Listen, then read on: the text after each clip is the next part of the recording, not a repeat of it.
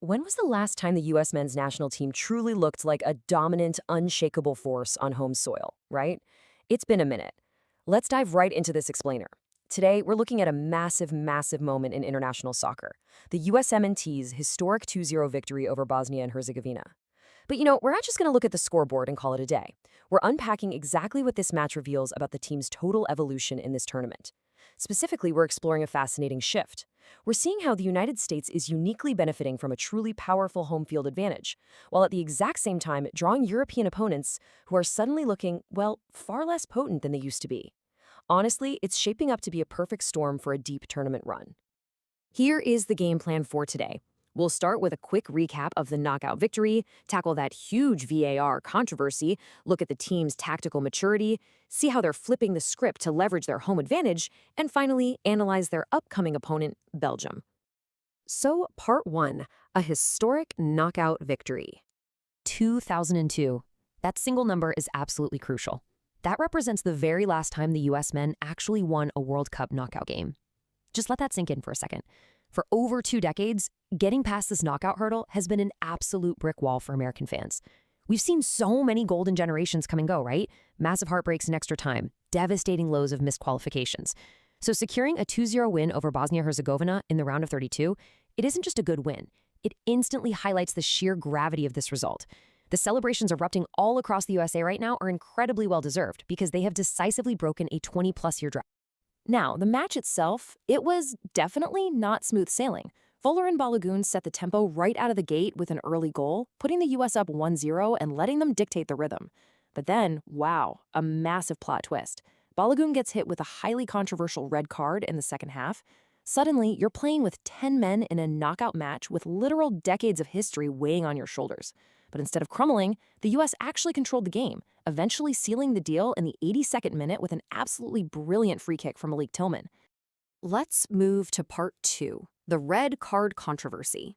Reporting strictly on the analysis from experts like Herculez Gomez and Jurgen Klinsmann, there is some very deep frustration out there with FIFA's inconsistency. Look, when you put Balogun's play into slow motion and you freeze it frame by frame on VAR, yeah, it looks terrible. He steps and his foot comes across the Achilles tendon of his opponent. By the absolute strict letter of a freeze frame review, you can clearly see why a red card was drawn. But then you have to contrast that with what pundits are calling the Messi treatment. We frequently see similar low-hanging fruit actions from global superstars that just completely bypass VAR review entirely. They don't even get called for a standard foul, let alone a tournament-altering red card. Former U.S. international Herculez Gomez really perfectly captures the mood here. He points out that football is, at its core, a contact sport. When you slow any collision down to a crawl, it looks infinitely worse. The main issue isn't necessarily arguing that no foul occurred. The issue is that VAR is applied so inconsistently. When the rules just aren't uniform across all players, when what's good for the goose isn't good for the gander, it leaves teams, pundits, and fans feeling incredibly hard done by. But ultimately, the crucial takeaway from this whole controversy is the very real cost to the team.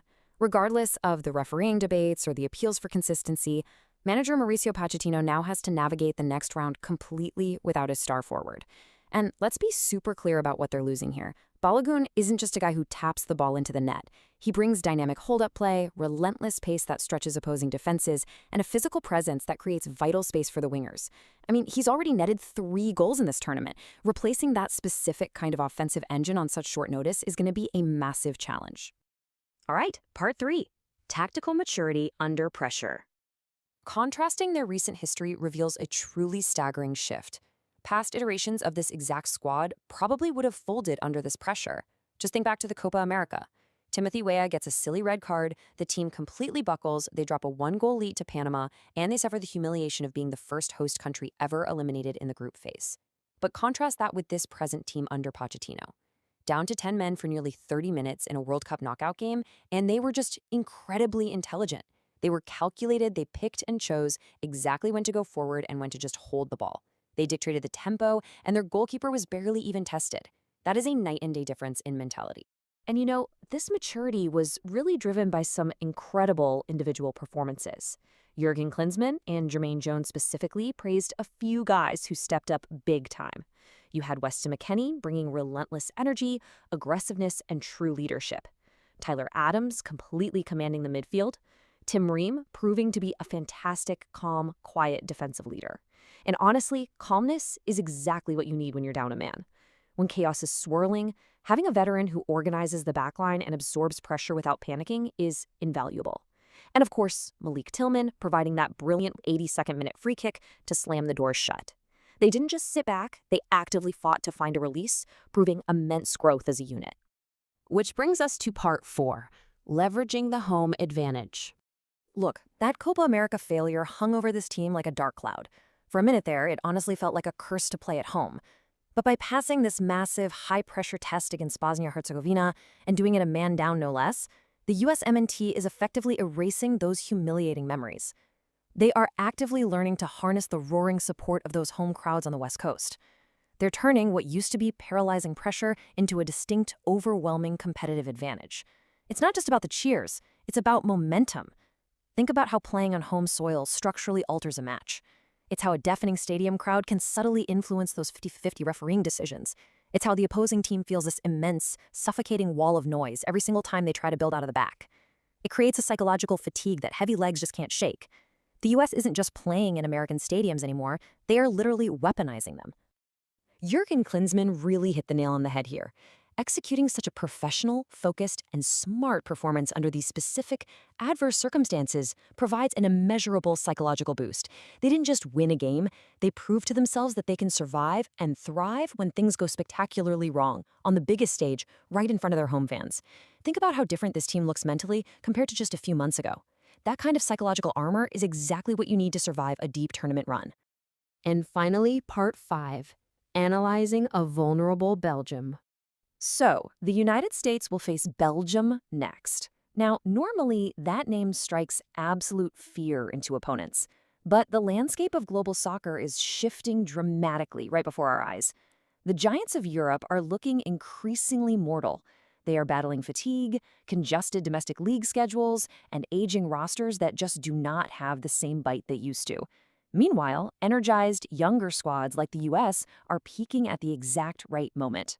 Yes, for sure, the US is missing their top scorer, Balogun, but the experts agree this roster has deep quality. Players like Ricardo Pepi are talented enough and fully ready to step up and fill that void. And the opponent they're facing, they are absolutely not the unbeatable juggernaut of the past. This quote anchors our whole understanding of these shifting power dynamics.